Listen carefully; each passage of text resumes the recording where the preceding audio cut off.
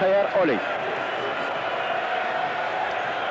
حكم التي قاد هذه المقابلة فهو من تايلاند انفراسير ويساعد كل من حليم عبد الحميد. Mais la Norvège vient en France avec une étiquette d'outsider, d'autant qu'elle veut effacer un mondial 94 navrant. Elle a des joueurs de talent, comme Thor André Flo, surnommé là-bas Flonaldo. C'est dire. Et c'est même un peu vrai. Cette équipe-là n'a plus perdu depuis 10 rencontres, mais le Maroc, les Français le savent, est un peu le Brésil de l'Afrique, si on ose. Une fois l'émotion et le complexe dissipé, l'équipe d'Henri Michel va carrément séduire. Tête de Bassir, puis reprise ici de Chiba.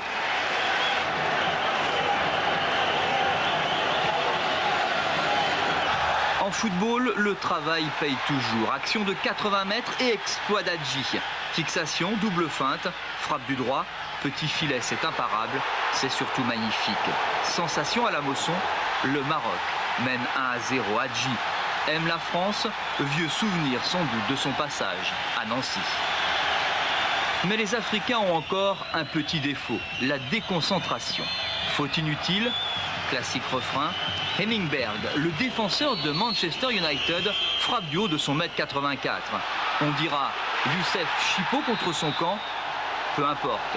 1-1 à la mi-temps, et les spécialistes vous le diront, c'est un but au plus mauvais moment.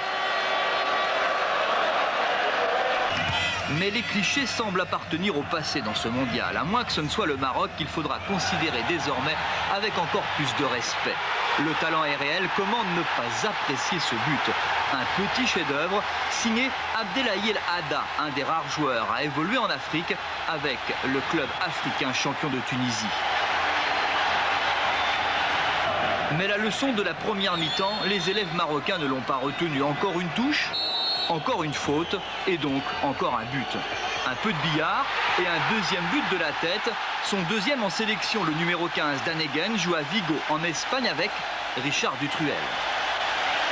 La Norvège a donc déjà marqué plus de buts qu'en 94, mais elle doit se contenter de ce résultat nul. À qui profite-t-il dans ce groupe A? Aux Brésiliens sans doute, mais la deuxième place qualificative sera chère entre le Maroc, la Norvège et l'Écosse. Ça promet, et ma foi, c'est tant mieux.